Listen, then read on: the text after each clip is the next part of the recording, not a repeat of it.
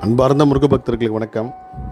நான் பேசி முடித்தோடனே ஒரு காணொளி வரும். அது எது சம்பந்தமான காணொளினா, ஒரு பெண் முருக பக்தர் அவங்களோட முருக சக்தியை நான் பார்த்து உண்மையிலே மறந்துட்டேன். அவங்க வெளிநாட்டில் இருக்காங்க. அவங்களோட மகள் திருமணம் சென்னையில் நடந்துச்சு. வடப்பள்ளி கோயிலில் தான் நடத்தணும்னு அவங்களுக்கு ஆசை.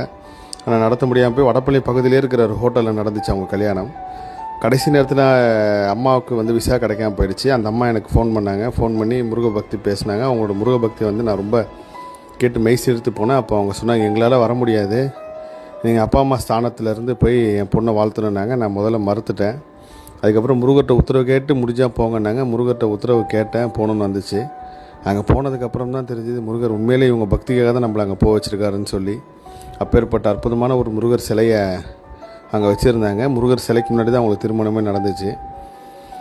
பெரிய சந்தோஷமாக அது. அவங்க கண் கலங்கி அவங்க வீடியோ கான்ஃபரன்ஸில் மகள் கல்யாணத்தை பார்த்தாங்க. ஏன்னா தன்னோட மகன் கல்யாணன்றது ஒரு மிகப்பெரிய கனவு. அதை அவங்க பார்க்க முடியாமல் போனது பெரிய வருத்தம்.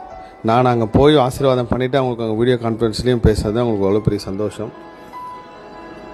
இது எதுக்காக சொல்ல வரேன்னா, ஒருத்தவங்களோட முருக பக்தி எந்த அளவுக்கு போகும், அது நாளினா கூட கண்டிப்பாக நிச்சயமாக முருகரே அங்கே வாழ்த்திருப்பார். அவங்களோட பக்திக்கு அந்த அளவுக்கு ஒரு உன்னதமான பக்தி அவங்க.